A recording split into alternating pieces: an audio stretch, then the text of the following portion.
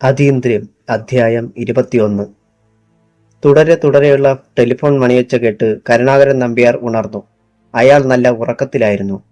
നാശം പിടിക്കാൻ ഏതവനാ ഈ പാതിരാ കഴിഞ്ഞ നേരത്ത്? അയാൾ പുതപ്പുമാറ്റി എഴുന്നേൽക്കാൻ ശ്രമിച്ചു. അവിടെ എങ്ങാനും കിടക്ക്, മണിയടി ഇത്തിരി കഴിയുമ്പോൾ തന്നെ നിന്നോളും. പാതി ഉണർച്ചയിൽ സുമതിക്കുട്ടിയമ്മ ഞരങ്ങി. വല്ല അത്യാവശ്യ വിളിയുമാണെങ്കിൽ? കരുണാകരൻ നമ്പ്യാർ എഴുന്നേറ്റ് വന്ന് റിസീവർ എടുത്തു. ഹലോ, ആരാ? ഞാൻ ഇൻസ്പെക്ടർ സദാശിവൻ. എന്താ ഈ പാതിരാത്രി കഴിഞ്ഞൊരു വിളി? നിങ്ങളുടെ മകൾക്കെതിരെയുള്ള ആ കേസുണ്ടല്ലോ, അത് ഞാൻ പ്രൊസീഡ് ചെയ്യുന്നില്ല എന്ന് പറയാനാണ് വിളിച്ചത്. എന്താ പോരെ? സന്തോഷ വാർത്തയല്ലേ? സന്തോഷ വാർത്ത തന്നെ.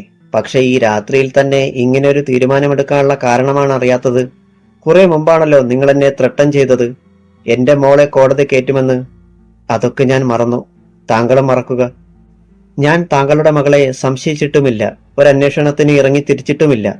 നിങ്ങൾക്കെന്തു പറ്റി സദാശിവൻ? ഈശ്വര കൃപ കൊണ്ട് ഒന്നും പറ്റിയില്ല. നിങ്ങളുടെ മകൾ ഒരു 10 മിനിറ്റ് മുമ്പ് എന്നെ കാണാൻ ക്വാർട്ടേഴ്സിൽ വന്നിരുന്നു. ആര്? അഞ്ജുവോ? ഒറ്റ നിമിഷം കൊണ്ട് കരുണാകരൻ നമ്പ്യാർ വിയർത്തു. വെറുതെ അസംബന്ധം പറയല്ലേ, ഈ പാതിരാക്കി വിളിച്ചുണർത്തിയിട്ട്. എടോ, ഞാൻ വാതിലടച്ച് ലൈറ്റ് മണച്ചിട്ട് ഉറങ്ങാൻ കിടന്നത്. ശബ്ദം കേട്ട് കണ്ണു തുറന്നപ്പോ വാതില് തുറന്ന് കിടപ്പുണ്ട്. ലൈറ്റ് തെളിഞ്ഞിട്ടുണ്ട്. തന്റെ മോളന്റെ മുറിയിലുണ്ട്. ദയവ് ചെയ്ത് ഉപദ്രവിക്കല്ലേ എന്ന് എന്നോട് പറഞ്ഞു. ഉപദ്രവിച്ചാൽ ഇനിയും വരുമെന്നും ലൈറ്റും കൂടി കെടുത്തിയിട്ടാ അവൾ ഇറങ്ങിപ്പോയത്. മാത്രമല്ല, കോൺസ്റ്റബിൾ ദിനേശന്റെ മുറിയിൽ ചെന്ന് അവനെയും വിളിച്ചുണർത്തി ഇതുതന്നെ പറഞ്ഞു. ഉൾക്കിടിലത്തോടെയാണ് നമ്പ്യാർ കേട്ടിരുന്നത്. സദാശിവൻ ഉമിനീരിറക്കിയിട്ട് നമ്പ്യാർ വിളിച്ചു. എന്റെ മകളായിരിക്കില്ല നിങ്ങളുടെ മുറിയിൽ വന്നത്. രാത്രി 10 മണിക്ക് ശേഷം ഞാൻ അവളെ ഹോസ്റ്റലിലേക്ക് വിളിച്ച് ഫോണിൽ സംസാരിച്ചതാ. സംശയമുണ്ടെങ്കിൽ മേട്രനോട് ചോദിച്ചോളൂ. എനിക്കൊരു സംശയവുമില്ല നമ്പ്യാരെ. അല്ല, ഇപ്പോൾ തന്നെ ഹോസ്റ്റലിലേക്ക് വിളിക്ക്, ഞാൻ നമ്പർ തരാം. അവള് വന്നു പോയിട്ട് 10 മിനിറ്റേ ആയിട്ടുള്ളെന്നല്ലേ നിങ്ങൾ പറഞ്ഞത്? ഒന്ന് വിളിച്ചു നോക്ക്. അഞ്ജു അവിടെ ഉണ്ടോ എന്നറിയാമല്ലോ. എനിക്ക് യാതൊന്നും അറിയണ്ട നമ്പ്യാരെ. ഞാൻ പറഞ്ഞല്ലോ, ആ ഫയൽ ക്ലോസ് ചെയ്തു. പക്ഷേ ഒരു കാര്യം, ഞാൻ പറഞ്ഞത് മുഴുവൻ സത്യമാണ്. Good night. ലൈൻ ഡിസ്കണക്റ്റ് ആയി. നമ്പ്യാർ റിസീവർ കയ്യിൽ പിടിച്ച് അഞ്ജുവിന്റെ ഹോസ്റ്റലിലെ നമ്പർ തപ്പിയെടുത്ത് അങ്ങോട്ട് ഡയൽ ചെയ്തു. പലതവണ ഡയൽ ചെയ്ത ശേഷമാണ് ലൈൻ കിട്ടിയത്. ആരാ ഈ പാതിരായ്ക്ക്? ഉറക്കത്തിന്റെ ആലസ്യവും ദേഷ്യവും പൂണ്ട സ്വരം. മേട്രൻ. ഹലോ, ഇത് ഞാനാണ്, കരുണാകരൻ നമ്പ്യാർ, മിസ് അഞ്ജലി നമ്പ്യാരുടെ ഫാദർ. നിങ്ങളല്ലേ 11 മണിക്ക് അവളെ വിളിച്ച് സംസാരിച്ചത്? അതെ. ഇപ്പോ എന്താ വേണ്ടേ? എന്റെ മോൾ ഇപ്പോ അവിടെയുണ്ടോ എന്നൊന്ന് അറിഞ്ഞാൽ മതി. എന്താ നിങ്ങളുടെ പേടി? അവളെ വല്ലവരും കട്ടോണ്ട് പോയെന്നോ, അതോ അവൾ രാത്രിയിൽ മതിൽ ചാടി പോകുന്ന സ്വഭാവക്കാരിയാണെന്നോ? ഹലോ, ഇത് നല്ല കെട്ടുറപ്പുള്ള ഹോസ്റ്റലാ. ഞാനറിയാതെ ഒരുത്തനും ഇവിടെ കയറി വന്ന് ആരെയും പൊക്കിക്കൊണ്ട് പോവുകയില്ല. ഒരുത്തി ഞാനറിയാതെ ഇതിന്റെ വെളിയിൽ പോവുകയുമില്ല. നിങ്ങളുടെ മകൾ അവളുടെ മുറിയിൽ കിടന്ന് സുഖമായിട്ടുറങ്ങുന്നുണ്ടെന്ന് തന്നെ കരുതിക്കോ. മാഡം, ഇതങ്ങനെയല്ല. മാഡം വിചാരിക്കുന്നത് പോലെയല്ല. ഒരു പിറുപിറുപ്പ് മാത്രം കേട്ടു. പെട്ടെന്ന് ലൈൻ മുറിഞ്ഞു. നമ്പ്യാർ കയ്യിൽ ശിരസും താങ്ങി കുറെ നേരം കൂടി അവിടെ തന്നെ ഇരുന്നു. സദാശിവൻ പറഞ്ഞതിൽ എന്തെങ്കിലും സത്യമുണ്ടായിരിക്കണം. വെറുതെ അയാൾ ഒരാരോപണം ഉന്നയിക്കുകയില്ലെന്ന് തീർച്ച. പക്ഷേ അഞ്ജുവിനോട് 11 മണിക്ക് താൻ ഫോണിൽ സംസാരിച്ചതാണ്. ഇപ്പോൾ രാത്രി 2 മണി കഴിഞ്ഞതേ ഉള്ളൂ. സദാശിവന്റെ ക്വാർട്ടേഴ്സിൽ അവൾ വന്നുവെന്ന് പറഞ്ഞിട്ട് അരമണിക്കൂറായി കാണണം. സദാശിവനെ വേണമെങ്കിൽ ഇങ്ങനെ വാദിക്കാം. 11 മണിക്ക് ഒരു ടാക്സിയിൽ നല്ല വേഗതയിൽ സഞ്ചരിച്ചാൽ 1 മണിയോടെ അവൾക്ക് ക്വാർട്ടേഴ്സിലെത്താമെന്ന്. ആ വാദഗതി ശരിയാണെങ്കിൽ അഞ്ജലി ഇപ്പോൾ തിരിച്ച് ഹോസ്റ്റലിലേക്കുള്ള യാത്രയിലാണ്. അവൾ ഹോസ്റ്റലിൽ ഇല്ലെന്ന് ചുരുക്കം. എന്തായാലും ഇതിന്റെ സത്യാവസ്ഥ അറിഞ്ഞേ തീരൂ. നാളെ രാവിലെ അഞ്ജുവിന്റെ ഹോസ്റ്റൽ വരെ ഒന്ന് പോവുക തന്നെ. കരുണാകരൻ നമ്പ്യാർ കിടക്കയിൽ ചെന്ന് വീണു. സുമതിക്കുട്ടിയമ്മ എന്തോ ചോദിച്ചതൊന്നും അയാൾ കേട്ടില്ല. ഇവിടെ അഞ്ജുവിന് നല്ല കാവലുണ്ടായിരുന്നു. അതിനാലാവണം രാത്രികാലങ്ങളിൽ പുറത്തിറങ്ങി കണ്ടിട്ടില്ല. വീട്ടിൽ നിന്നും മാറി താമസിച്ച ആദ്യ രാത്രിയിൽ തന്നെ അവൾ തന്റെ കണ്ണ് വെട്ടിച്ചുവെന്ന് വേണോ കരുതാൻ. ഹോട്ടലിൽ തങ്ങിയ അന്ന് രാത്രി പുലർന്നപ്പോൾ അഞ്ജുവിനെ താൻ കണ്ടത് വല്ലാത്ത ഉറക്കച്ചടവോടെയാണെന്ന കാര്യം നമ്പ്യാർ ഓർത്തു. ഉറക്കമിളപ്പിന്റെ ക്ഷീണവും വിങ്ങലും അവളുടെ മുഖത്തുണ്ടായിരുന്നു. ഒരു പക്ഷേ സദാശിവൻ പറയുന്നത് സത്യം തന്നെയായിരിക്കാം. അല്ലെങ്കിൽ രാത്രി 10 മണിക്ക് വിളിച്ച് മകളെ കോടതി കയറ്റുമെന്ന് ഭീഷണിപ്പെടുത്തിയവൻ രാത്രി 1:30 മണിയായപ്പോഴേക്കും അഞ്ജുവിനെതിരെയുള്ള അന്വേഷണം ഉപേക്ഷിച്ചതായി പറയുമോ? സദാശിവൻ ശരിക്കും ഭയന്നിരിക്കണം, അല്ലെങ്കിൽ ഫയൽ മടക്കുകയില്ല. അവൾ ശരിക്ക് ഭീഷണിപ്പെടുത്തിയിട്ടുണ്ടാവും. SI സദാശിവനെ പോലൊരാളെ ഭീഷണിപ്പെടുത്തി പിന്തിരിപ്പിക്കാൻ മാത്രം ചങ്കൂറ്റമുള്ളവർ ആരായിരിക്കണം? അത് ഏതായാലും തന്റെ മകൾ അഞ്ജലിയല്ല എന്ന് നിശ്ചയം അല്ലേ? നമ്പ്യാർക്ക് ആ രാത്രി ഉറങ്ങാൻ കഴിഞ്ഞില്ല. അതിരാവിലെ അയാൾ ഉണർന്നു. എവിടേക്കോ പോകാനൊരുങ്ങുന്നത് കണ്ട് സുമതിക്കുട്ടിയമ്മ ചോദിച്ചു, എങ്ങോട്ടാ? അഞ്ജുവിനെ ഒന്ന് കാണണം. ഇത് നല്ല കളി. 3 ദിവസം മുമ്പല്ലേ അവളെ അവിടെ കൊണ്ടു ചെന്ന് വിട്ടത്. കാണേണ്ട കാര്യമുണ്ട്. നിങ്ങൾ എന്തൊക്കെയോ എന്നിൽ നിന്ന് ഒളിച്ചു പിടിക്കുന്നുണ്ട്. എന്താ സംഗതി? എന്നോട് കൂടി ഒന്ന് പറയ്. സമയമാകുമ്പം പറയും. ഒറ്റയ്ക്കാണോ പോകുന്നത്? ഡ്രൈവറുണ്ട്. ഞാനും വരാം. വേണ്ട. നമ്പ്യാർ ഡ്രൈവറെ വിളിച്ച് കാർ ഇറക്കിച്ചു. ആദ്യം പോലീസ് സ്റ്റേഷനിലേക്ക് നമ്പ്യാർ പറഞ്ഞു. സ്റ്റേഷനിലെത്തിയപ്പോൾ SI വന്നിട്ടില്ല. നമ്പ്യാർ ക്വാർട്ടേഴ്സിൽ ചെന്ന് SI സദാശിവനെ കണ്ടു. ഞാൻ രാവിലെ അഞ്ജുവിനെ കാണാൻ പോവുകയാണ്, നമ്പ്യാർ വെളിപ്പെടുത്തി. എന്റെ മോളെപ്പറ്റി എന്തെങ്കിലും സംശയമുണ്ടെങ്കിൽ താങ്കളും കൂടെ പോരുക. നമുക്ക് അവളോട് നേരിട്ട് ചോദിക്കാം, അല്ലെങ്കിൽ മേട്രനോട് ചോദിക്കാം. എനിക്കൊരു സംശയവുമില്ല മിസ്റ്റർ നമ്പ്യാർ. എന്റെ മകൾ ഇന്നലെ രാത്രി ഇവിടെ വന്നുവെന്ന് തന്നെയാണോ നിങ്ങൾ ഇപ്പോഴും പറയുന്നത്? അത് സത്യം. വേഷം പോലും ഞാൻ പറയാം. ചോപ്പിൽ വെള്ള പൊട്ടുകളുള്ള ഗൗൺ. ആ കോൺസ്റ്റബിളും ഇതേ വേഷത്തിൽ തന്നെയാണോ അവളെ കണ്ടത്? ആയിരിക്കണം. പേടിച്ച് പനി പിടിച്ച് അയാളെ രാത്രിയിൽ തന്നെ ആശുപത്രിയിലേക്ക് മാറ്റി. പിച്ചും പേയുമാണ് പുലമ്പുന്നത്. നമ്പ്യാർ പിന്നെ അവിടെ നിന്നില്ല. നേരെ ഹോസ്റ്റലിലേക്ക് തിരിച്ചു. 9 മണിക്ക് അവിടെ എത്തണം, അയാൾ ഡ്രൈവറോട് പറഞ്ഞു. 9 മണിക്ക് തന്നെ ഹോസ്റ്റലിന്റെ മുമ്പിൽ കാർ നിന്നു. നമ്പ്യാർ മേട്രനെ കണ്ട് സംസാരിച്ചു. ഞാൻ അഞ്ജലി നമ്പ്യാരുടെ അച്ഛൻ. എനിക്കെന്റെ മോളെ കാണണം. അവൾ ഇവിടെയുണ്ടോ? നിങ്ങളുടെ പ്രശ്നമെന്താ? മകൾ ആരുടെയെങ്കിലും കൂടെ ഒളിച്ചോടുമെന്ന പേടിയാണോ? എന്നാലും ഒരു മര്യാദയൊക്കെ വേണ്ടേ? ഒരു വിമൻസ് ഹോസ്റ്റലിലേക്കാണ് പാതിരായ്ക്ക് വിളിക്കുന്നതെന്ന ബോധമെങ്കിലും. വിമൻസ് ഹോസ്റ്റലിലേക്ക് അർദ്ധരാത്രി വിളിച്ചാലെന്താ ആകാശം ഇടിഞ്ഞു വീഴുമോ? രാത്രിയിൽ പെണ്ണുങ്ങൾക്കെന്താ അടയിരിക്കുന്ന പണിയുണ്ടോ? നമ്പ്യാർ പൊട്ടിത്തെറിച്ചു. ഒച്ച വയ്ക്കരുത്. ഇതൊരു വിമൻസ് ഹോസ്റ്റലാണ്. ഇവിടെ ഒരു ഡിസിപ്ലിൻ ഉണ്ട്. നിങ്ങൾ ആരെയാ പേടിക്കുന്നത്? ഒന്നുകിൽ നിങ്ങളും മകളും ഈ ഹോസ്റ്റലിന്റെ ഡിസിപ്ലിനൊത്ത് പെരുമാറുക, അല്ലെങ്കിൽ നിങ്ങൾ മകളെ വിളിച്ചുകൊണ്ട് പോവുക. രാത്രിയിൽ വിളിച്ച് ശല്യം ചെയ്തതും പോരാഞ്ഞ് നിങ്ങളെ ഞാൻ വിളിച്ച ആ സമയത്തിന് 10 മിനിറ്റിന് മുമ്പ് എന്റെ മകളെ ഞങ്ങളുടെ നാട്ടിൽ വെച്ച് ഒരാൾ കണ്ടുവെന്ന് പറഞ്ഞാൽ എനിക്കത് ഉറപ്പാക്കണ്ടേ? നിങ്ങളുടെ നാട്ടിൽ വെച്ച് കണ്ടുവന്നോ? അതെ, കണ്ടയാളുമായി അവൾ 2 മിനിറ്റ് സംസാരിക്കുകയും ചെയ്തുവെന്ന് അയാൾ ഫോണിൽ വിളിച്ചറിയിച്ചു. എന്റെ സ്ഥാനത്ത് നിങ്ങളാണെങ്കിൽ എന്തു ചെയ്യും? വല്ല വട്ട് കേസുമായിരിക്കും. നിങ്ങളുടെ മോളെ തന്നെ വിളിച്ചു ചോദിക്ക്. മേട്രൻ പിറുപിറുത്തുകൊണ്ട് നടന്നകന്നു. അല്പം കഴിഞ്ഞപ്പോൾ അഞ്ജലി ഓഫീസിലേക്ക് പോകാനുള്ള വേഷത്തിൽ എത്തി. എന്താണച്ചാ ഇത്ര രാവിലെ? അവൾ അമ്പരപ്പോടെ ചോദിച്ചു. വരേണ്ടി വന്നു. മേട്രനുമായി ഉടക്കിയോ? ഹാ, ഇന്നലെ രാത്രി 2 മണിയോടടുപ്പിച്ച് ഞാനിങ്ങോട്ട് വിളിച്ചിരുന്നു. പക്ഷേ ആ പെണ്ണുമ്പിള്ള നിന്നെ ലൈനിൽ തന്നില്ല. അച്ഛനല്ലെങ്കിലും എന്തു പണിയാ കാണിച്ചേ? ഇന്നലെ രാത്രി 11-ന് വിളിച്ചിട്ട് പിന്നെ 2 മണിക്കും വിളിച്ചോ? ഒരത്യാവശ്യ കാര്യം അറിയാനായിരുന്നു. എന്തായാലും രാവിലെ വരെ ക്ഷമിക്കാമായിരുന്നല്ലോ അച്ഛന്. മേട്രൻ എപ്പോൾ എന്നോടായിരിക്കും ദേഷ്യം. കാര്യമറിയാതെ നീ ശുണ്ഠിയെടുക്കരുത്. മാധവൻ കൊലക്കേസിന്റെ കാര്യം പറയാനായിരിക്കും വിളിച്ചത്. അതെ, സദാശിവൻ നിന്റെ പേരിലുള്ള അന്വേഷണം ഉപേക്ഷിച്ചെന്ന്. ആ ഫയൽ ക്ലോസ് ചെയ്തുവത്രേ. മകളെ സൂക്ഷിച്ചു നോക്കിക്കൊണ്ട് സാവധാനമാണ് അയാൾ പറഞ്ഞത്. കേസ് ഉപേക്ഷിക്കുകയല്ലാതെ അയാളെന്ത് ചെയ്യാനാ? കോമൺ സെൻസ് ഉള്ള ആരെങ്കിലും എന്നെ സംശയിക്കാനും ചോദ്യം ചെയ്യാനും വരുമോ? കേസ് ഉപേക്ഷിച്ചത് അതുകൊണ്ടല്ല. നീ ഇന്നലെ രാത്രി 1 മണിക്ക് അയാളുടെ ക്വാർട്ടേഴ്സിൽ ചെന്ന് ഭയപ്പെടുത്തിയത്രേ. അഞ്ജലി ഒരു നിമിഷം അന്തം വിട്ടു നിന്നു. ഇന്നലെ രാത്രി ഞാൻ അയാളുടെ ക്വാർട്ടേഴ്സിൽ ചെന്നെന്നോ? എന്നിട്ട് അച്ഛനത് വിശ്വസിച്ച് കാണും. കൊള്ളാം. അഞ്ജലിയുടെ കൂസലില്ലായ്മ നമ്പ്യാരെ അമ്പരപ്പിച്ചു. അപ്പോൾ നീ പോയിട്ടില്ലെന്നാണോ? അച്ഛൻ എന്ത് പറ്റി? അയാൾ നിന്നെ കണ്ടുവെന്ന് ആണയിട്ട് പറഞ്ഞു. സ്വപ്നത്തിലായിരിക്കും. നീ ഇന്നലെ രാത്രിയിലിട്ടിരുന്ന നൈറ്റി എടുത്തോണ്ട് വാ, കാണട്ടെ. എന്തിനാ? കാണണം. അവൾ മുറിയിൽ തിരികെ ചെന്ന് നൈറ്റ് ഗൗൺ എടുത്തുകൊണ്ട് വന്നു. നമ്പ്യാർ അത് പരിശോധിച്ചു. ചുവപ്പിൽ വെള്ളപ്പൊട്ടുകളുള്ള നൈറ്റി. നമ്പ്യാരുടെ മുഖം വിളറി. ഈ വേഷത്തിൽ ഇന്നലെ സദാശിവൻ നിന്നെ കാണുകയുണ്ടായോ? ഇല്ല. രാത്രി 7:30-ക്ക് കുളി കഴിഞ്ഞല്ലേ ഞാൻ ഇതെടുത്തിട്ടത്. നമ്പ്യാർ മകളെ ഏതാനും നിമിഷം തുറച്ചു നോക്കി നിന്നു. എന്താണച്ഛാ? ഓഫീസിൽ പോകാൻ നേരമായില്ലേ? ആയി വരുന്നു. പൊയ്ക്കോ. നമ്പ്യാർ തിരിഞ്ഞു നടന്നു. അധ്യായം 22.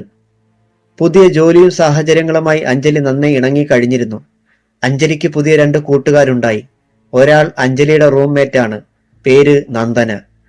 ഒരു പ്രൈവറ്റ് കമ്പനിയിൽ ടൈപ്പിസ്റ്റായി ജോലി ചെയ്യുന്നു. അടുത്തത് JPN കമ്പനിയിൽ തന്നെ അഞ്ജലിയുടെ സഹപ്രവർത്തകയായ രേഖയാണ്. രേഖയും അഞ്ജലിയുടെ ഹോസ്റ്റലിൽ തന്നെയാണ് താമസം. ചുരുങ്ങിയ ദിവസങ്ങൾ കൊണ്ട് അഞ്ജലി രേഖയുമായും നന്ദനയുമായും അടുത്തു. 3 പേരും അവിവാഹിതർ. നന്ദനയ്ക്ക് ഒരു പ്രണയബന്ധമുണ്ട്. ഇടയ്ക്കിടെ ആ ചെറുപ്പക്കാരൻ നന്ദനയെ കാണാൻ ഹോസ്റ്റലിലെത്തും. പേര് സുജാതൻ. ആളെ കാണും മുമ്പേ അഞ്ജലി പറഞ്ഞു, പേരെനിക്ക് ഒട്ടും ഇഷ്ടപ്പെട്ടില്ല. ഒരു ഖനമില്ലാത്തവനാണെന്ന് തോന്നും. നന്ദന ചിരിച്ചു. കനം കുറവാ, തീരെ മെലിഞ്ഞിട്ട ആള്. മെലിഞ്ഞതുകൊണ്ട് കനം കുറയണമെന്നില്ല, മേൽക്കനമായാലും ഉൾക്കനമായാലും. അഞ്ജു ആളെ കണ്ടിട്ട് അഭിപ്രായം പറ.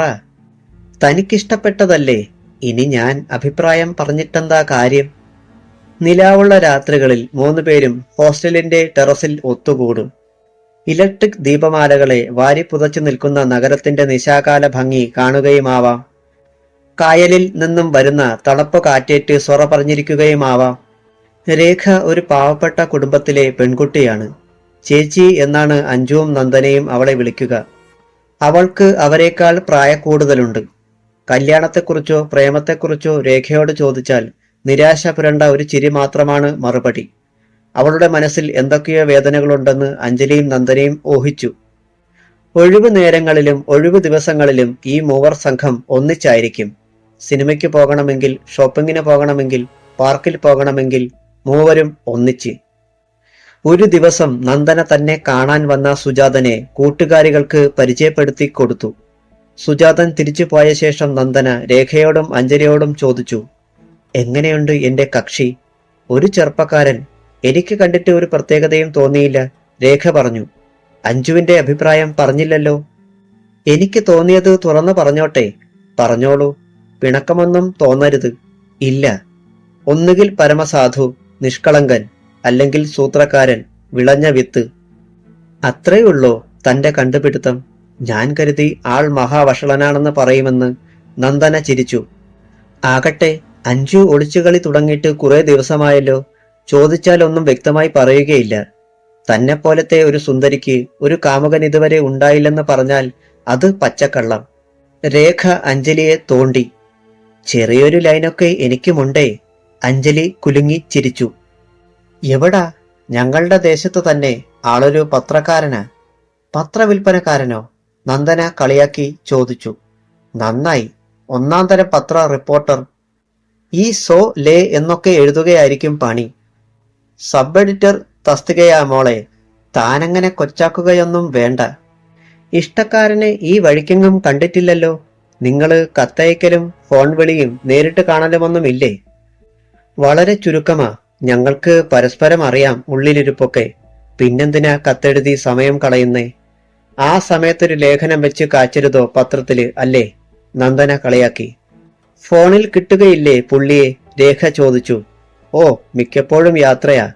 ഒരു ദിവസം ഇവിടെ വരാൻ പറയ്. ഞങ്ങൾക്കും കൂടി ഒന്ന് കാണാമല്ലോ. അതൊക്കെ നടക്കുന്ന കാര്യം കണ്ടറിയണം. അവതാരം പോലെ ഒരു ദിവസം എവിടെന്നെങ്കിലും പൊങ്ങി വരും, പിന്നെയും മുങ്ങും. കക്ഷിക്കിടാൻ ഞാനൊരു പുതിയ പേര് കണ്ടുപിടിച്ച് വെച്ചിട്ടുണ്ട്. സബ്മറൈൻ. രേഖയും നന്ദനയും പൊട്ടിച്ചിരിച്ചു. ആട്ടെ, കക്ഷിയുടെ ഒറിജിനൽ പേരെന്താ? ആനന്ദ്. വീട്ടിലറിയാമോ ആനന്ദുമായുള്ള അടുപ്പം? പിന്നെ ഇല്ലേ, അവിടല്ലേ പ്രശ്നം. അച്ഛനും അമ്മയ്ക്കും ആങ്ങളമാർക്കുമൊന്നും ഇഷ്ടമല്ല ആനന്ദിനെ. അതിന്റെ പേരിൽ എന്തുമാത്രം വഴക്കുണ്ടായിട്ടുണ്ടെന്നോ. ഞാൻ കടുകിട വിട്ടുകൊടുക്കാൻ പോയില്ല. ഇപ്പോ എല്ലാം ഒന്ന് തണുത്ത മട്ട. ആനന്ദിനെ കല്യാണം കഴിക്കാൻ വീട്ടുകാർ സമ്മതിച്ചില്ലെങ്കിലോ? ഞാൻ സമ്മതിപ്പിക്കും. അത് വേറെ കാര്യം. ഞാൻ വീട്ടിൽ നിന്ന് ചാടിപ്പോയി രജിസ്റ്റർ മാരേജ് നടത്തുന്നിടത്തോളം സംഗതി എത്തിക്കാൻ അവരേതായാലും തയ്യാറാവുകയില്ല. വലിയ മംഗലത്തെ പെണ്ണ് മറുകണ്ഠം ചാടിയെന്നൊക്കെ കേൾക്കാൻ എല്ലാവർക്കുമുണ്ടേ കുറച്ചില്. അല്ല, തന്റെ വീട്ടുകാർക്ക് ആനന്ദിനോടെന്താ ഇത്ര വിരോധം? മുറച്ചെറുക്കനെ കൊണ്ട് എന്നെ കെട്ടിക്കാൻ ആലോചിച്ചു വെച്ചിരുന്നതാ അവര്. എനിക്കിഷ്ടമല്ലെന്ന് ഞാൻ തീർത്തങ്ങ് പറഞ്ഞു. അത് തന്നെ കാര്യം. അഞ്ജു ഭാഗ്യവതി തന്നെ. ആനന്ദിനെ ഞങ്ങൾക്ക് കൂടി ഒന്ന് കാട്ടിത്തരണേ. ഞാനും കണ്ടിട്ടിപ്പോ ഒരുപാട് ദിവസമായി. എവിടാണോ? ജോലി കിട്ടിയെന്നും പറഞ്ഞ് ഞാനൊരു കത്തിട്ടതാ. അതിനിതുവരെ ഒരു മറുപടിയില്ല. 3 തവണ ഫോണിൽ വിളിച്ചു. അപ്പോഴൊന്നും ആൾ സ്ഥലത്തില്ല. കിടക്കേണ്ട സമയമാകുവോളം അവർ ടെറസിൽ സംസാരിച്ചു കൊണ്ടിരുന്നു. പിറ്റേന്ന് അഞ്ജലി ജോലി കഴിഞ്ഞ് വന്നപ്പോൾ നന്ദന മുറിയിലുണ്ട്, പത്രം വായിക്കുകയാണ്. താനെന്താ ഇന്ന് നേരത്തെ? അഞ്ജലി ചോദിച്ചു. ഇന്ന് 4 മണിക്ക് പോരാനൊത്തു. മാനേജർക്ക് നല്ല മൂടായിരുന്നു. നന്ദന പത്രത്തിലേക്ക് തന്നെ മുഖം പൂഴ്ത്തി. എന്താത്ര കൊണ്ടുപിടിച്ച് വായിക്കാൻ? പരാതിയുമായി ചെന്ന ഹരിജൻ യുവതിയെ മജിസ്ട്രേറ്റ് അപമാനിച്ചെന്ന്. എവിടെ? കാണട്ടെ. കുറ്റവാളികളെ പിടിക്കാനിരിക്കുന്ന കോടതി തന്നെ കുറ്റവാളിയാകുന്ന ഏർപ്പാട് കൊള്ളാമല്ലോ. അഞ്ജലി പത്രത്തിലേക്ക് എത്തി നോക്കി. ഉറക്കെ വായിക്കാം കേട്ടോ. നന്ദന വായിക്കാൻ തുടങ്ങി. പോലീസ് ഭീഷണിപ്പെടുത്തുകയും അപമാനിക്കുകയും ചെയ്തു എന്ന പരാതിയുമായി ജില്ലാ 1ാം ക്ലാസ് മജിസ്ട്രേറ്റിനെ സമീപിച്ച ഹരിജൻ യുവതിയെ മജിസ്ട്രേറ്റ് ചേംബറിൽ വെച്ച് അപമാനിക്കാൻ ശ്രമിച്ചതായി ആരോപണമുണ്ടായിരുന്നു. സീത എന്ന ഹരിജൻ യുവതിക്കാണ് ഈ ദുര്യോഗമുണ്ടായത്. മജിസ്ട്രേറ്റിന്റെ പിടിയിൽ നിന്നും വല്ല വിധേനയും ഓടി രക്ഷപ്പെട്ട സീതയെ പോലീസ് പിന്നെയും ഭീഷണിപ്പെടുത്തുകയും സ്വാധീനിക്കാൻ ശ്രമിക്കുകയും ചെയ്തുവെന്നും ആരോപിക്കപ്പെടുന്നു. തദ്ദേശത്തെ മഹിളാ സംഘടനയാണ് മനുഷ്യ മനസാക്ഷിയെ ഞെട്ടിക്കുന്ന ഈ സംഭവം വെളിച്ചത്ത് കൊണ്ടുവന്നത്. വിവിധ രാഷ്ട്രീയ കക്ഷികൾ ഈ സംഭവത്തെ അപലപിക്കാൻ മുന്നോട്ട് വന്നിട്ടുണ്ട്. ഈ സംഭവത്തിൽ പ്രതിഷേധിച്ച് ഇന്നലെ ഉച്ചതിരിഞ്ഞ് ടൗണിലെ കടകമ്പോളങ്ങൾ അടച്ച് ഹർത്താൽ ആചരിച്ചു. മജിസ്ട്രേറ്റിനെ രക്ഷിക്കാൻ ഉന്നത തലങ്ങളിൽ സ്വാധീനമുള്ള ചില തൽപര കക്ഷികൾ ഊർജിത ശ്രമം നടത്തുന്നതായി റിപ്പോർട്ടുണ്ട്. ഇത്രയുമായപ്പോഴേക്കും അഞ്ജലി ധാർമ്മിക രോഷം പൂണ്ട് പറഞ്ഞു. ഇവനെയൊക്കെ രാജവാഴ്ച കാലത്തെ പോലെ പരസ്യമായിട്ട് ചാട്ടവാറിനടിക്കുകയാ വേണ്ടത്. ഇവനൊക്കെയാണല്ലോ ഇത്രയും കാലം നീതിപീഠത്തിലിരുന്ന് കുറ്റവാളികളെ വിധിക്കുകയോ വിട്ടയക്കുകയോ ചെയ്തിട്ടുള്ളത്. നമുക്കിങ്ങനെ രോഷം കൊള്ളാനല്ലേ പറ്റൂ. അവനെയൊക്കെ രക്ഷിക്കാൻ ഭരണത്തിലെ താപ്പാനകളും വെള്ളാനകളും ക്യൂ നിൽക്കും. തടിക്കൊരു കേടും കൂടാതെ ഒരു പ്രൊമോഷൻ വാങ്ങി ഇയാൾ സ്ഥലം മാറി പോവുകയായിരിക്കും സംഭവിക്കുക. നമ്മളൊക്കെ അവനവന്റെ നിസ്സഹായതയിലേക്ക് ചുരുണ്ടുകൂടും. നാളെയോ മറ്റന്നാളോ സംഗതി മറന്നു കളയുകയും ചെയ്യും. നന്ദന പറഞ്ഞു. ആനന്ദ് കയറി ചെല്ലുമ്പോൾ ഇൻസ്പെക്ടർ സദാശിവൻ സ്റ്റേഷനിലുണ്ട്. ആനന്ദിനെ കണ്ടയുടൻ സദാശിവൻ എഴുന്നേറ്റുകൊണ്ട് പറഞ്ഞു. നമുക്ക് ക്വാർട്ടേഴ്സിൽ ചെന്നിരുന്ന് സംസാരിക്കാം. ഇവിടം അതിന് കൊള്ളുകയില്ല. സാർ, എന്നെ കാത്തിരിക്കുകയായിരുന്നോ? അതെ. ഞാൻ താമസിച്ചോ? ഇല്ലടോ, താൻ വാ. അവർ ക്വാർട്ടേഴ്സിലെത്തി. മുറിയിൽ ആനന്ദിനെ ഇരുത്തിയിട്ട് സദാശിവൻ കാക്കക്കുപ്പായം അഴിച്ചുമാറ്റി ലുങ്കി എടുത്തുകൊടുത്തു. താൻ തയ്യാറാക്കുന്ന ലേഖനങ്ങളും സർവേകളുമൊക്കെ ഞാൻ വായിക്കാറുണ്ട് ജോർ. സദാശിവൻ ഒരു സിഗരറ്റ് കൊളുത്തിക്കൊണ്ട് ആനന്ദിന് അഭിമുഖമായി ഇരുന്നു. ആ മാധവൻ കൊലക്കേസിൽ പല ദുരൂഹതകളും ഉള്ളതായി കേട്ടു. സംഭവം നടക്കുമ്പോൾ ഞാൻ സേലത്തായിരുന്നു. എനിക്ക് ആ കേസിന്റെ ഡീറ്റെയിൽസ് കിട്ടിയാൽ കൊള്ളാം. അതിനാണ് ഞാൻ സാറിനെ കാണാൻ ആഗ്രഹം പ്രകടിപ്പിച്ചത്, ആനന്ദ് പറഞ്ഞു. ഡീറ്റെയിൽസ് ഒക്കെ ഞാൻ തരാം. അതിനു മുമ്പ് ഈ പത്രവാർത്ത ഒന്ന് വായിച്ചാട്ടെ. സദാശിവൻ ടീപ്പോയിൽ നിന്ന് ഒരു പത്രമെടുത്ത് വാർത്ത തൊട്ട് കാണിച്ചുകൊണ്ട് പറഞ്ഞു. ആനന്ദ് നോക്കി. ഹരിജൻ യുവതിയെ മജിസ്ട്രേറ്റ് അപമാനിച്ച വാർത്ത. ഇത് ഞാൻ നേരത്തെ വായിച്ച വാർത്തയാണല്ലോ. അതെയോ? എന്നാൽ ഈ വാർത്ത കൂടി ഒന്ന് നോക്ക്. സദാശിവൻ മറ്റൊരു പത്രമെടുത്ത് ഒരു റിപ്പോർട്ട് ചൂണ്ടിക്കാട്ടി. മജിസ്ട്രേറ്റിന് ചാട്ടവാറടി എന്നായിരുന്നു തലക്കെട്ട്. പരാതിയുമായി ചെന്ന ഹരിജൻ യുവതിയെ അപമാനിച്ചു എന്നാരോപിക്കപ്പെട്ട മജിസ്ട്രേറ്റ് VN മധുസൂദനനെ ഇന്നലെ രാത്രി ചാട്ടവാറിനടിയേറ്റ് അവശനായ നിലയിൽ ആശുപത്രിയിൽ പ്രവേശിപ്പിച്ചു. രാത്രി 8 മണിയോടെയാണ് സംഭവം. കുടുംബാംഗങ്ങളോടൊപ്പം ഇരുന്ന് അത്താഴം കഴിക്കുകയായിരുന്ന മധുസൂദനനെ വാതിൽ തള്ളി തുറന്ന് കയറിച്ചെന്ന ഒരു യുവതി വലിച്ചെഴുന്നേൽപ്പിച്ച് യാതൊരു പ്രകോപനവുമില്ലാതെ ചാട്ടവാറിനടിക്കുകയായിരുന്നത്രേ ഉണ്ടായത്. വീട്ടിലുണ്ടായിരുന്ന ബന്ധുക്കൾ യുവതിയെ തടയാൻ ശ്രമിച്ചെങ്കിലും അതെല്ലാം വിഫലമായി. കുടുംബാംഗങ്ങളുടെ നിലവിളി കേട്ട് ഓടിയെത്തിയ അയൽക്കാർക്കും യുവതിയെ തടയാനായില്ല.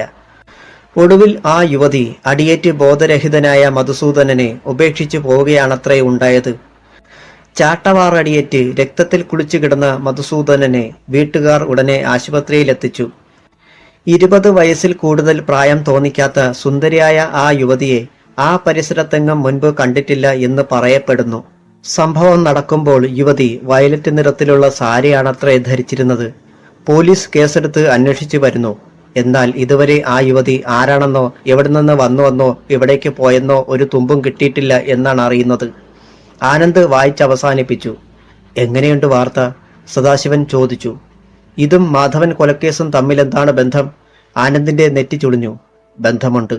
ഇതും വലിയമംഗലത്ത് കരുണാകരൻ നമ്പ്യാരുടെ മകൾ അഞ്ജലി എന്ന പെണ്ണുമായി ബന്ധമുണ്ട്. മാധവൻ കൊലക്കേസും അവളുമായി ബന്ധമുണ്ട്. അഞ്ജലിയും ഞാനുമായും ഇതിൽ ബന്ധപ്പെട്ടിട്ടുണ്ട്. ആനന്ദ് അയാളെ തുറച്ചു നോക്കി. എനിക്കൊന്നും മനസ്സിലാകുന്നില്ല. എനിക്കും ഒന്നും മനസ്സിലാകുന്നില്ല. എങ്കിലും എനിക്കറിയാവുന്നത് ഞാൻ പറയാം. ഇൻസ്പെക്ടർ സദാശിവൻ സിഗരറ്റ് കുറ്റി ആശ്രയിൽ കുത്തിക്കെടുത്തി. അധ്യായം 23.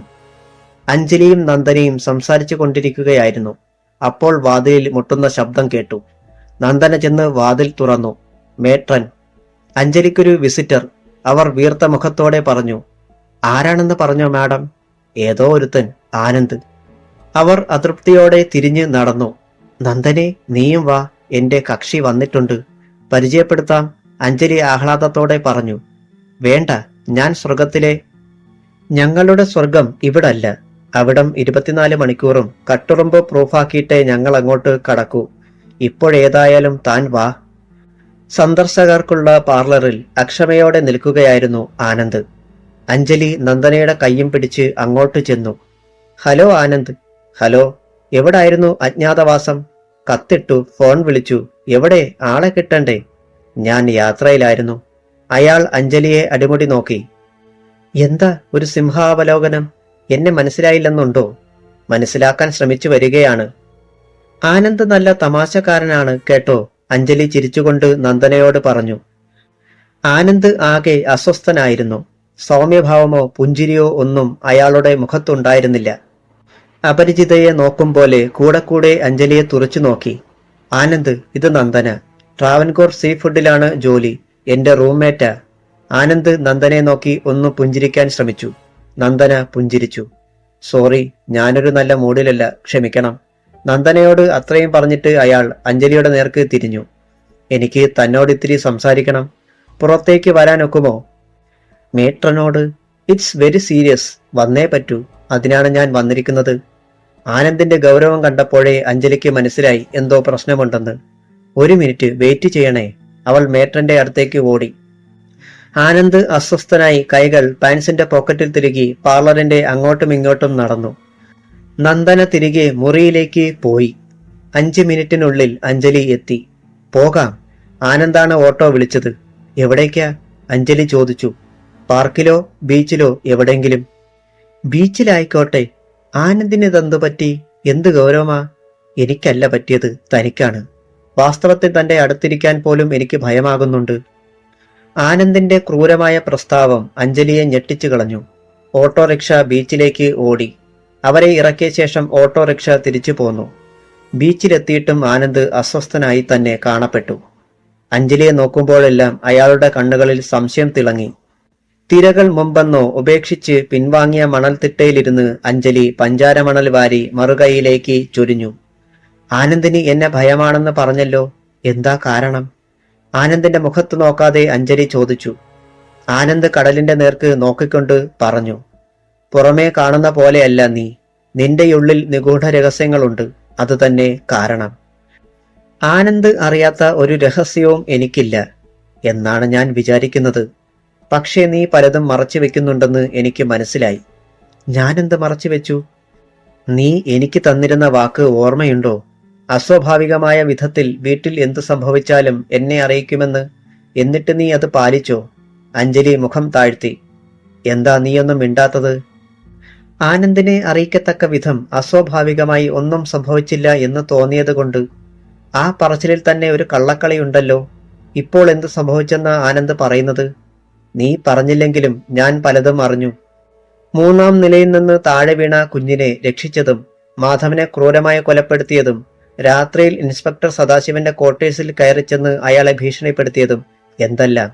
ഈ സംഭവങ്ങളും ഞാനും തമ്മിൽ യാതൊരു ബന്ധവുമില്ലാത്തത് കൊണ്ടാണ് ഞാൻ ആനന്ദിനെ അറിയിക്കാതിരുന്നത്. ഒരു ബന്ധവുമില്ലേ നിനക്ക്? ഇല്ല. ടെറസിൽ നിന്ന് വീണ കുഞ്ഞിനെ രക്ഷിച്ചത് നീയല്ലേ? അല്ല. മാധവനെ വലിച്ചിഴച്ച് കൊലപ്പെടുത്തിയതും നീയല്ലേ? ഇത്രയും ക്രൂരമായിട്ട് സംസാരിക്കല്ലേ ആനന്ദ്. ആനന്ദ് ഇപ്പറഞ്ഞതൊന്നും ഞാൻ ചെയ്തിട്ടില്ല. ഇതേക്കുറിച്ചൊന്നും എനിക്ക് യാതൊരു അറിവുമില്ല. അഞ്ജലി വിങ്ങിപ്പൊട്ടി. അറ്റ്ലീസ്റ്റ് ആളുകൾ നിന്നെയാണ് സംശയിക്കുന്നതെന്ന് നിനക്കറിയാമായിരുന്നില്ലേ? അതുകൊണ്ട്? അഞ്ജലി മുഖം വെട്ടിച്ചു. ആളുകൾ എന്നെ സംശയിച്ചു എന്ന ഒറ്റ കാരണം കൊണ്ട് ഞാനെങ്ങനെ കുറ്റവാളിയാകും? ഞാനിതേ ചോദിക്കുന്നുള്ളൂ. ഇങ്ങനെ ചില സംഭവങ്ങൾ ഉണ്ടായെന്നും പലരും നിന്നെ സംശയിക്കുന്നുണ്ടെന്നുമുള്ള വിവരം എന്തുകൊണ്ട് നീ എന്നെ അറിയിച്ചില്ല?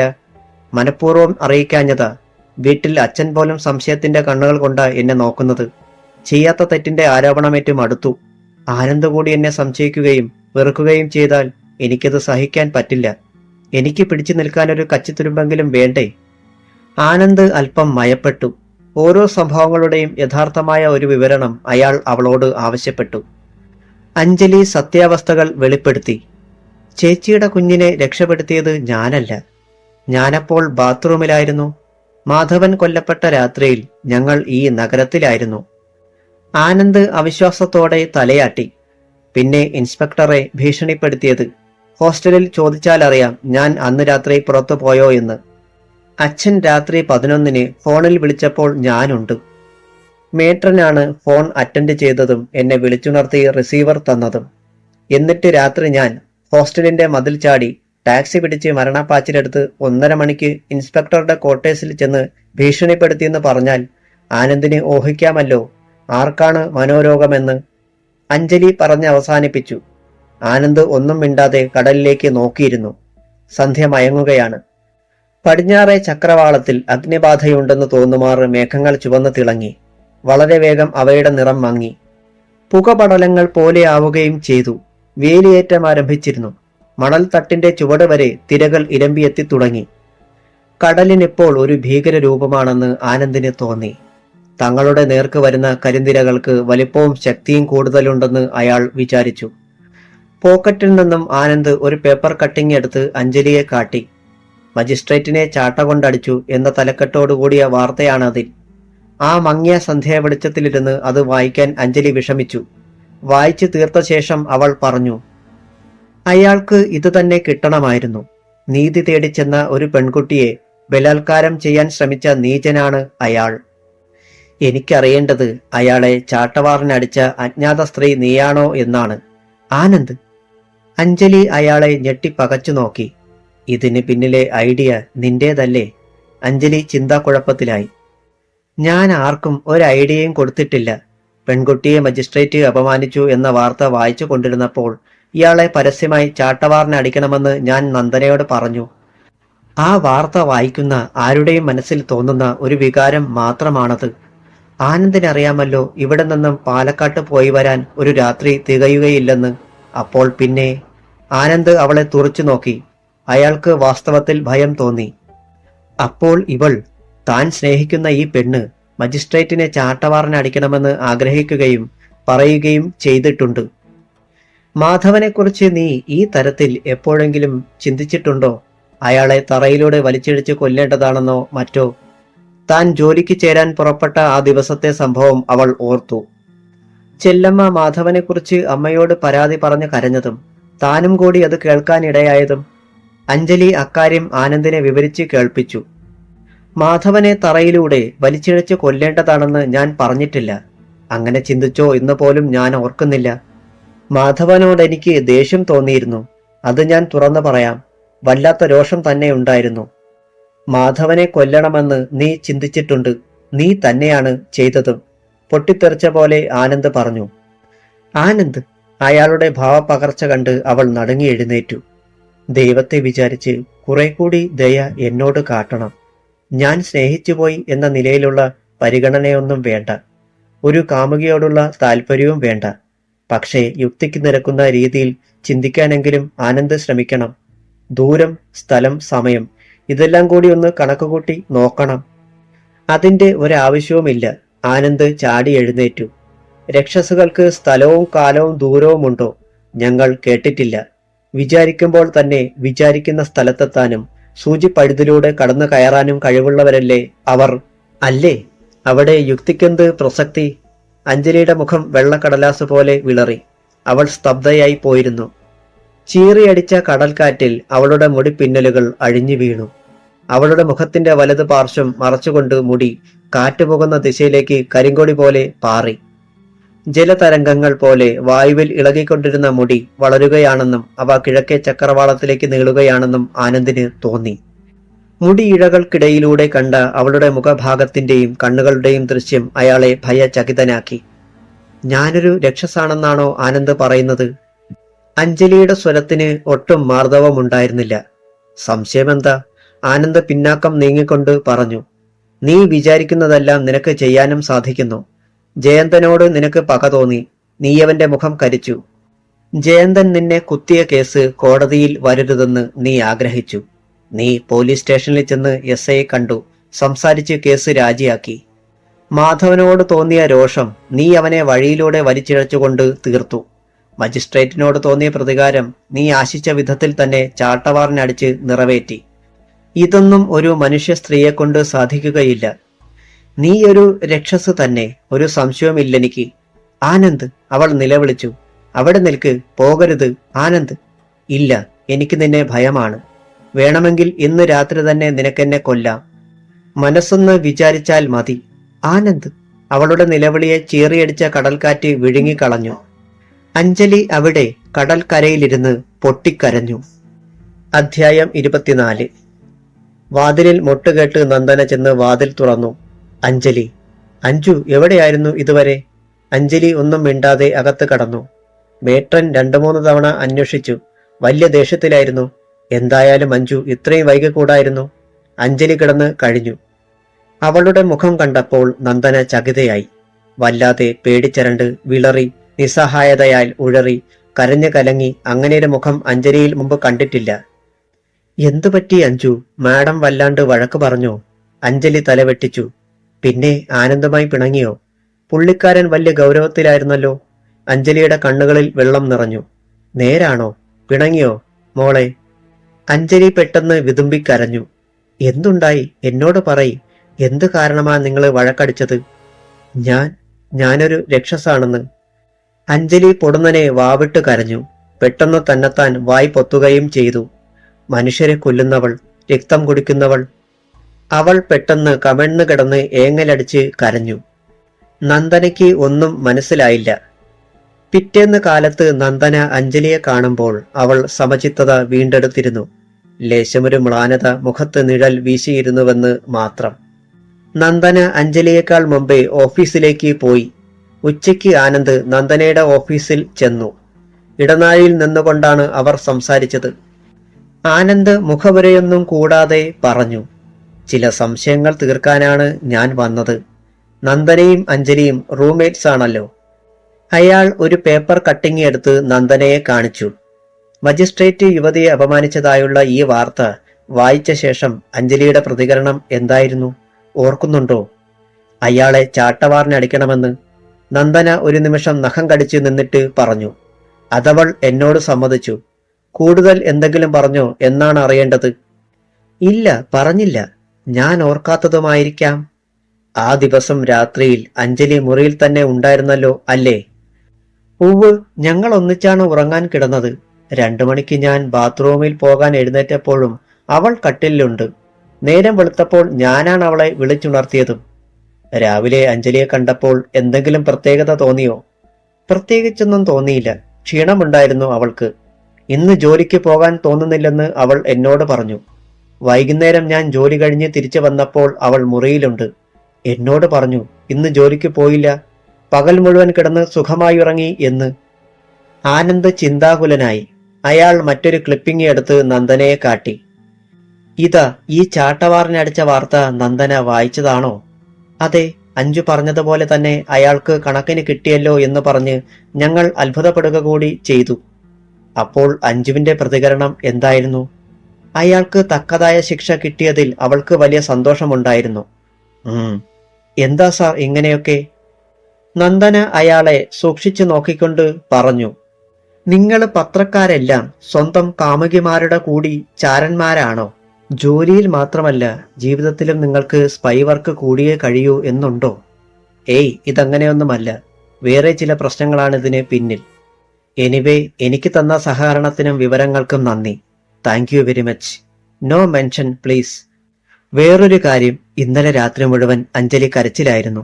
അവളൊരു രക്തരക്ഷസാണെന്നൊക്കെ നിങ്ങൾ പറഞ്ഞുവത്രേ. അതു ശരിയാണെങ്കിൽ മോശമായി പോയി കേട്ടോ. അവളെ ഇത്രയും ക്രൂരമായിട്ട് വേദനിപ്പിക്കരുതായിരുന്നു. വാസ്തവത്തിൽ അവളൊരു പാവമാ, തൊട്ടാവാടി. നിങ്ങളോട് അവൾക്ക് എന്തുമാത്രം സ്നേഹമുണ്ടെന്ന് ഇന്നലെ രാത്രിയിലാ എനിക്ക് മനസ്സിലായത്. അല്ലെങ്കിൽ അവൾ അതുപോലെ നെഞ്ചുപൊട്ടി കരയുകയില്ലല്ലോ. പത്രക്കാരാണെങ്കിലും കുറച്ചുകൂടി ദയയും സൗമ്യതയുമാകാം. സ്നേഹിക്കുന്ന പെണ്ണിന്റെ അടുത്തെങ്കിലും. ആനന്ദ് ചമ്മി ഒരു വിളറിയ ചിരി ചിരിച്ചു. ഞങ്ങളിങ്ങനെ വഴക്കടിക്കാറുണ്ട്, ഇണങ്ങാറുമുണ്ട്. It's okay. അവൾക്കറിയാം എന്നെ. ഞാൻ അവളെ താമസിയാതെ കാണുന്നുമുണ്ട്. വഴക്ക് രാജിയാക്കണമല്ലോ. പിന്നെ ഒരു കാര്യം. അറച്ച് തെല്ലിട നിർത്തിയിട്ട് അയാൾ കുറച്ചിലോടെ പറഞ്ഞു. ഞാൻ വന്ന് നന്ദനെ കണ്ട കാര്യം അഞ്ജലി അറിയരുത്. തൽക്കാലം ഇതൊരു രഹസ്യമായിരിക്കട്ടെ. എന്തുകൊണ്ടാണ് ഞാൻ ഈ സ്പൈ വർക്ക് ചെയ്യുന്നതെന്ന് നന്ദനയ്ക്ക് മനസ്സിലാകും. ഇതെന്റെ ജീവിതത്തിന്റെ ഭാഗമല്ല, ജോലിയുടെ ഭാഗമാണെന്ന് തൽക്കാലം മനസ്സിലാക്കുക. ശരി, വരട്ടെ. നന്ദന തലയാട്ടി. ആനന്ദ് ഷോൾഡർ ബാഗും തൂക്കി ഇറങ്ങി നടന്നു. അഞ്ജലിക്ക് ഒരു ഫോൺ കോൾ. മീര വന്ന് പറഞ്ഞു. അഞ്ജലി ഉടൻ മുടിയൊതുക്കി എഴുന്നേറ്റ് ചെന്നു. മേട്രൻ അവളെ ക്രോധിച്ചു നോക്കി. മേശപ്പുറത്തിരുന്ന റിസീവർ എടുത്ത് അഞ്ജലി കാതോട് ചേർത്തു. ഹലോ. അഞ്ജലി ചുണ്ടുകൾ ചേർത്ത് പിടിച്ച് നിശബ്ദമായി ഏതാനും നിമിഷം നിന്നു. ഹലോ, അഞ്ജലി അല്ലേ? അഞ്ജലി മൗനം പാലിച്ചു. Anju. I am sorry, very sorry. അഞ്ജലിയുടെ ചുണ്ടുകൾ വിതുമ്പി. കണ്ണുകളിൽ ജലം പൊടിഞ്ഞു. അഞ്ജു, എന്തെങ്കിലും പറയ്. ഇത് STD കോളാണേ. എന്റെ പോക്കറ്റിന് കനം പോരാ. അഞ്ജലി ഒന്ന് ചിരിച്ചു. ഹാവു, ചിരിച്ചല്ലോ. എന്നോട് വഴക്കൊന്നുമില്ലെന്ന് പറയ്. എനിക്കല്ലല്ലോ വഴക്ക്, ആനന്ദിനല്ലേ. വഴക്ക് മാത്രമല്ലല്ലോ, ആനന്ദിന് എന്നെ പേടിയല്ലേ. അതൊക്കെ മറന്നുകള. അന്ന് ഞാനാകെ ബോറായിരുന്നു. ഭീതിയോ ഉത്കണ്ഠയോ സംശയങ്ങളോ ഒക്കെയായിരുന്നു തലച്ചോറ് നിറയെ.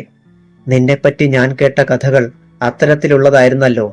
ഇപ്പോൾ സംശയവും പേടിയുമൊക്കെ തീർന്നോ? സത്യം പറയാമല്ലോ, സംശയങ്ങൾ ഉത്തരം കിട്ടാതെ ദഹിക്കാതെ മനസ്സിൽ അങ്ങനെ കിടപ്പുണ്ട്. പേടി ഒട്ടുമില്ല. എന്നെയാണോ സംശയം? നിന്നെക്കുറിച്ച് നിനക്ക് തന്നെ സംശയം തോന്നുന്നില്ലേ? സത്യം പറ. വാസ്തവം. അപ്പോൾ പിന്നെ എന്റെ കാര്യമോ? നീ നിരപരാധിയാണെന്ന് എനിക്കറിയാം. പക്ഷെ അത് തെളിയിക്കേണ്ട ബാധ്യത മറ്റാരുടേതുമല്ല, നിന്റെ തന്നെയാണ്. ചുറ്റുമുള്ളവർക്ക് നിന്നെ അപരാധിയായി കാണാനായിരിക്കും താല്പര്യമെന്ന് ഓർക്കുക. ഇപ്പോൾ നീ നിരപരാധിയാണെന്ന് സ്ഥാപിക്കേണ്ട ചുമതല എന്റെ കൂടിയായി തീർന്നിരിക്കുകയാണ്. ഞാനെന്താ ചെയ്യേണ്ടതെന്ന് ആനന്ദ് പറഞ്ഞോ?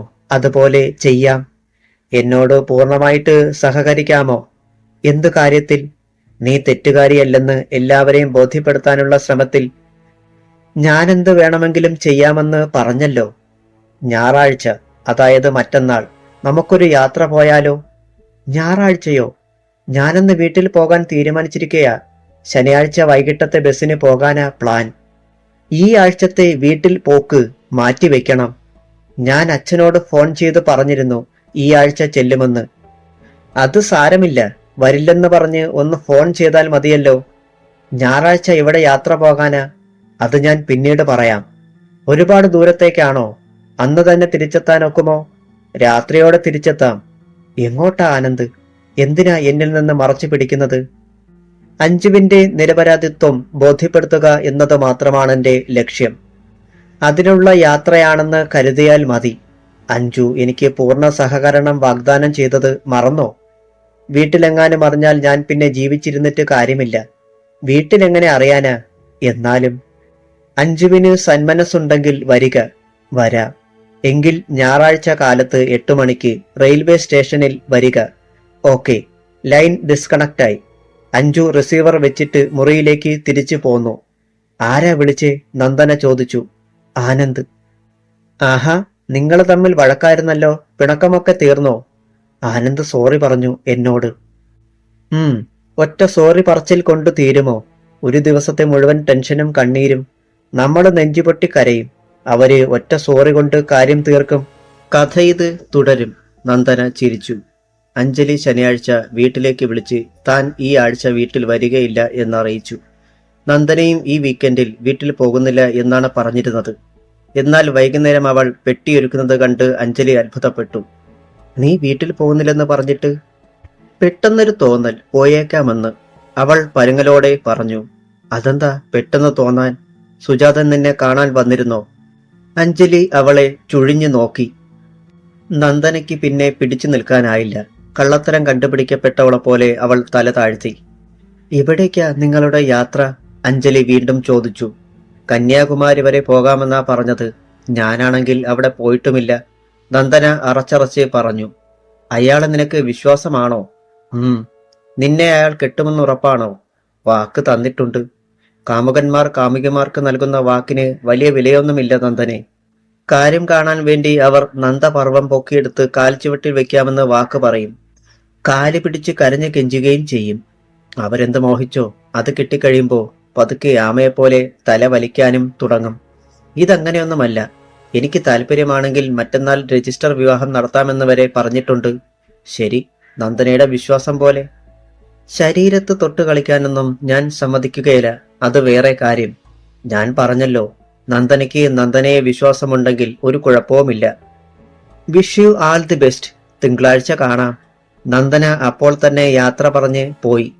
അഞ്ജലി ആ പോക്ക് നോക്കി നിന്നു. അയാളീ പാവം പെണ്ണിനെ ചതിക്കും, അവൾ പിറുപിറുത്തു. അഞ്ജലി പിറ്റേന്ന് രാവിലെ കൃത്യം 8 മണിക്ക് റെയിൽവേ സ്റ്റേഷനിലെത്തി. വീട്ടിലേക്ക് പോവുകയാണെന്ന് മേട്രനോട് കള്ളം പറഞ്ഞപ്പോൾ അഞ്ജലി ഓർത്തു, ഇന്നലെ നന്ദനയെ കുറ്റപ്പെടുത്തിയതാ താൻ. ഇന്ന് അതേ തെറ്റ് ചെയ്യുകയാണ്. കാമുകനോടൊപ്പം ഉല്ലാസയാത്ര. ആനന്ദ് റെയിൽവേ സ്റ്റേഷനിൽ കാത്തു നിൽപ്പുണ്ടായിരുന്നു. വാ. അയാൾ അവളുടെ കൈക്ക് പിടിച്ചുകൊണ്ട് പ്ലാറ്റ്ഫോമിലേക്ക് നടന്നു. ടിക്കറ്റ് എടുത്തോ? അഞ്ജലി ചോദിച്ചു. ട്രെയിനിൽ വിൻഡോ സൈഡിൽ നേർക്ക് നേരെയുള്ള സീറ്റുകളിൽ ഇരിക്കെ അഞ്ജലി ചോദിച്ചു. എവിടേക്കാ ടിക്കറ്റ്? പാലക്കാട്. അഞ്ജലിയുടെ മുഖത്ത് ഗൗരവം നിറഞ്ഞു. പാലക്കാട്? നമുക്ക് മലമ്പുഴയൊക്കെ ഒന്ന് കറങ്ങുകയും ചെയ്യാം. ട്രെയിനിന് വേഗത കൂടുമ്പോൾ ജനലിലൂടെ കാറ്റ് വന്നലിച്ച് മുടിയിഴകൾ കറുകറുത്ത നാഗക്കുഞ്ഞുങ്ങളെ പോലെ അവളുടെ മുഖത്ത് കെട്ടുപിണഞ്ഞും മഴിഞ്ഞും കളിച്ചു. നീ ഇങ്ങോട്ടിരിക്കി, ഞാൻ അവിടെ ഇരിക്കാം. അല്ലെങ്കിൽ അങ്ങെത്തുമ്പോഴേക്കും നിന്റെ മുടി താറുമാറാകും, ആനന്ദ് പറഞ്ഞു. അഞ്ജലി അനുസരിച്ചു. ആനന്ദിന്റെ അനുസരണയില്ലാത്ത അലങ്കോലപ്പെട്ട് ചിതറിക്കിടക്കുന്ന മുടിയിഴകളെ കാറ്റ് ചീതിയൊതുക്കാൻ ശ്രമിക്കുന്നതും നോക്കി അഞ്ജലി ഇരുന്നു. അതെന്താ പാലക്കാട്ടേക്ക് പോകാമെന്ന് വെച്ചത്? വെറുതെയാണെങ്കിൽ നേരത്തെ പറയാതെ ഒളിച്ചു വെച്ചത് എന്തിനാ? എന്റെ നിരപരാധിത്വം ബോധ്യപ്പെടുത്താനാണെന്നും പറഞ്ഞിരുന്നില്ലേ? സത്യം പറയാമല്ലോ അഞ്ജു, അത്ര വെറുതെയല്ല. നിന്റെ നിരപരാധിത്വം ബോധ്യപ്പെടുത്താൻ വേണ്ടി തന്നെയാണ്. അതെങ്ങനെ പറ്റും?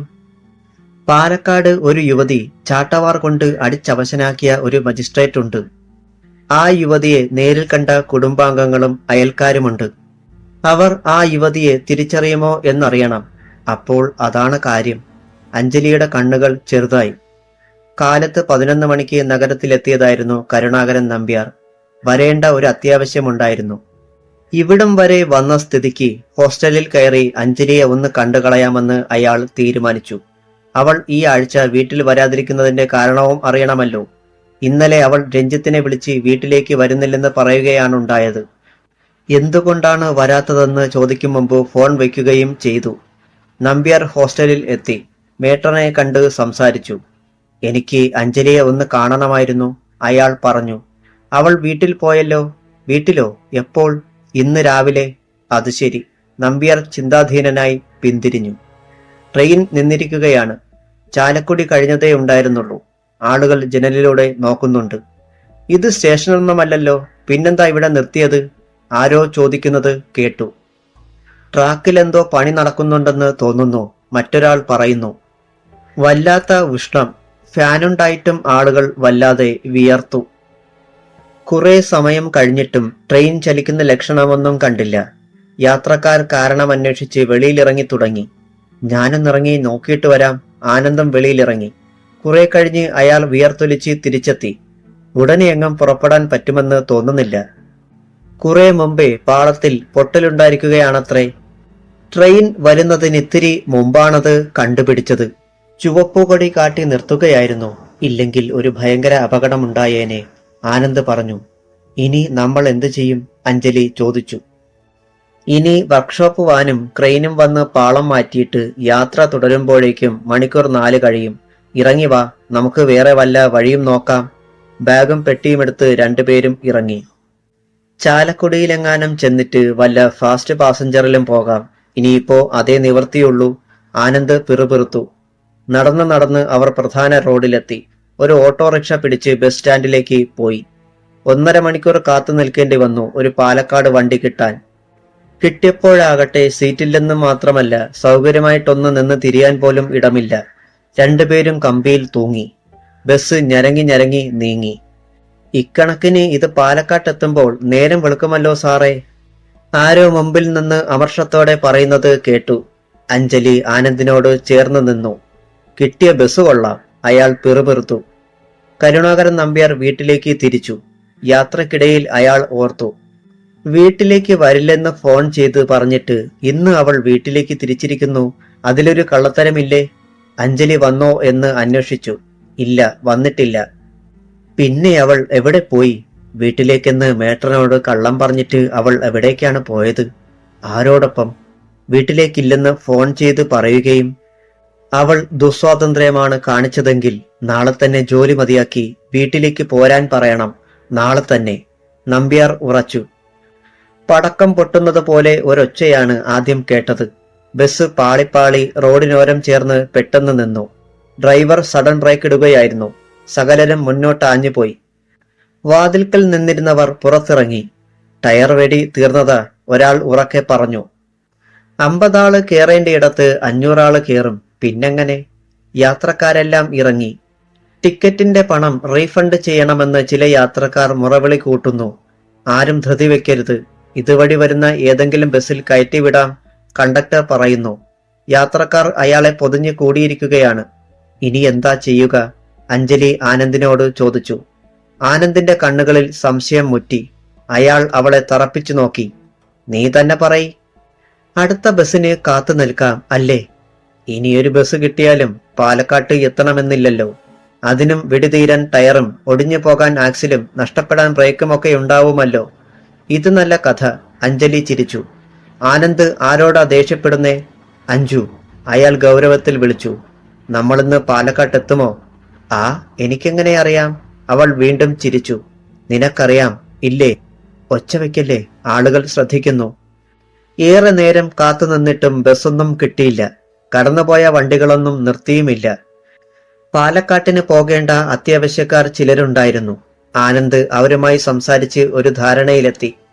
വല്ല പ്രൈവറ്റ് വണ്ടിയിലും കയറി അടുത്ത ടൗണിലെത്തിയിട്ട് ടാക്സി പിടിച്ചു പോവുക. ടാക്സി ചാർജ് എല്ലാവരും കൂടി കൊടുത്താൽ മതിയല്ലോ. അങ്ങനെ അവർ അടുത്ത ടൗണിലെത്തി. ഇനി ഊണ് കഴിഞ്ഞാവാം യാത്രയെന്ന് തീരുമാനിച്ചു. ഊണ് കഴിഞ്ഞ് ഒരു ടാക്സി പിടിച്ച് യാത്ര തുടരുമ്പോൾ ഉച്ചതിരിഞ്ഞ് 3 മണി. അഞ്ജലിയും ആനന്ദും ബാക്ക് സീറ്റിലാണിരിപ്പ്. വേറെയും 3 പേർ കൂടി തിങ്ങിഞ്ഞെരുങ്ങി ഇരിപ്പുണ്ട്. മുൻപിൽ ഡ്രൈവറെ കൂടാതെ 4 പേർ. മുമ്പിൽ കണ്ണെത്താത്തിടത്തോളം ദൂരം കറുത്ത നാട പോലെ നീണ്ടു നിവർന്ന് കിടക്കുന്നു നാഷണൽ ഹൈവേ. കഷ്ടിച്ച് 15 കിലോമീറ്ററേ ഓടിയിട്ടുണ്ടാവൂ. ഓർക്കാപ്പുറത്താണത് സംഭവിച്ചത്. ഒരു ബസ്സിനെ മറികടക്കാൻ ഒരു ട്രക്ക് കയറി വന്നു. ബസ് സ്പീഡ് കുറച്ചതുമില്ല, ട്രക്ക് പിൻവാങ്ങിയുമില്ല. 2 വാഹനങ്ങൾ നേർക്കുനേരെ വരുന്നത് കണ്ട് ടാക്സി ഡ്രൈവർ പെട്ടെന്ന് ഇടതുവശത്തേക്ക് കാർ വെട്ടിച്ചു. എന്നിട്ടും ട്രക്കിന്റെ വശത്തിടിച്ച് കാറിന്റെ വലതുവശത്തെ 2 ഡോറുകളും പറിഞ്ഞുപോയി. കാർ നിയന്ത്രണം വിട്ട് പാടത്തേക്ക് മറിഞ്ഞു. ആനന്ദ് മെല്ലെ കണ്ണു തുറന്നു. മുറിയിലൊരു ബൾബ് കത്തുന്നുണ്ട്. ജനാലയ്ക്ക് വെളിയിൽ ഇരുട്ട്. ബെഡിനരികിൽ ട്രിപ്പ് സ്റ്റാൻഡിൽ തലകീഴായി തൂങ്ങിക്കിടക്കുന്ന കുപ്പി. കൈത്തണ്ടയിലെ ഞരമ്പിൽ ഒരു സൂചി കയറ്റി വെച്ചിട്ടുണ്ട്. ആശുപത്രിയാണെന്ന് മനസ്സിലായി. ആനന്ദ്. നേർത്ത വിളിയൊച്ച. തലമുടിയിലൂടെ അരിച്ചു നീങ്ങുന്ന വിരലുകൾ. ആനന്ദ്, ഇപ്പോഴെങ്ങനെയുണ്ട്? വേദന തോന്നുന്നുണ്ടോ? അഞ്ജലി സ്നേഹവായ്പോടെ തിരക്കി. പേടിക്കാനൊന്നുമില്ല കേട്ടോ, ഡോക്ടർ പറഞ്ഞു. എനിക്കാണെങ്കിൽ ഒരു പോറൽ പോലും ഏറ്റിട്ടുമില്ല. ബാക്കി എല്ലാവർക്കുമുണ്ട് പരിക്കുകൾ. എന്നുവെച്ച് ഗുരുതരമായിട്ടൊന്നും ആർക്കുമില്ല. ഭാഗ്യം എന്നല്ലാതെ എന്തു പറയാൻ? ആനന്ദിന് പതുക്കെ പതുക്കെ സ്ഥലകാലബോധം വീണ്ടു കിട്ടി. അഞ്ജലിയും ഒന്നിച്ചുള്ള പാലക്കാട് യാത്ര. ട്രെയിനിലുണ്ടായ യാത്രാ തടസ്സം. ബസ് ബ്രേക്ക് ഡൗൺ ആയത്. ഒടുവിൽ കാർ ആക്സിഡന്റും. അയാൾ ഉൾക്കിടിലത്തോടെ അഞ്ജലിയെ തുറച്ചു നോക്കി. അവൾ അയാളുടെ മുഖത്തിനഭിമുഖമായി മുഖം കുനിച്ചാണിരുന്നത്. ലൈറ്റ് നേരെ മുകളിലായിരുന്നതിനാൽ അവളുടെ മുഖം നിഴലിലായിരുന്നു. അതിനൊരു നീല നിറമാണെന്ന് ആനന്ദിന് തോന്നി. ആനന്ദ്, ഇപ്പോൾ സുഖം തോന്നുന്നുണ്ടോ? അവൾ അല്പം കൂടി അയാളുടെ മുഖത്തേക്ക് കുനിഞ്ഞു. അപ്പോൾ ചുമലിൽ നിന്നും മുടിയൂർന്ന് ചുരുളഴിഞ്ഞ് അയാളുടെ മുഖത്തേക്ക് വീണു. ആനന്ദ് ഞെട്ടിപ്പോയി. പെട്ടെന്ന് അയാൾ ഇരുകൈകൊണ്ടും അവളെ തള്ളിമാറ്റി. ആനന്ദ്, എന്തുപറ്റി? എന്താ ഇത്? നിന്റെ മുഖം എനിക്ക് കാണണ്ട, പോ ദൂരെ, അയാൾ ചീറി. ബഹളം കേട്ട് ഡ്യൂട്ടി നഴ്സ് ഓടി വന്നു. സിസ്റ്റർ, ദയവ് ചെയ്ത് അവളെ ഇറക്കിവിട്. അവളെ പുറത്താക്കി വാതിലടക്കി. വേഗം. നിങ്ങൾ ഇങ്ങനെ ശോഭിക്കാതെ കാര്യമെന്താണെന്ന് പറയൂ. ഇങ്ങനെ വയലന്റ് ആകാൻ എന്തുണ്ടായി? ഡോക്ടർ രണ്ടുപേരെയും സംശയത്തോടെ മാറി മാറി നോക്കി. ഡോക്ടർ അവളെ പുറത്താക്കുന്നുണ്ടോ? ഇല്ലെങ്കിൽ? അയാൾ കൈത്തണ്ടയിൽ ഘടിപ്പിച്ചിരുന്ന ട്യൂബ് വലിച്ചു പറിച്ചു. സ്റ്റാൻഡിൽ നിന്നും കുപ്പി വലിച്ചെടുത്ത് അഞ്ജലിയെ ലക്ഷ്യമാക്കി എറിഞ്ഞു. അഞ്ജലി മാറിക്കളഞ്ഞു. കുപ്പി തറയിൽ വീണ് പൊട്ടിച്ചിതറി. നേഴ്സ് വേഗം അഞ്ജലിയെ പുറത്തിറക്കി വാതിലടയ്ക്കുകയും ചെയ്തു. അഞ്ജലി വാതിലിൽ ചാരി നിന്ന് പൊട്ടിക്കരഞ്ഞു. തുടരും.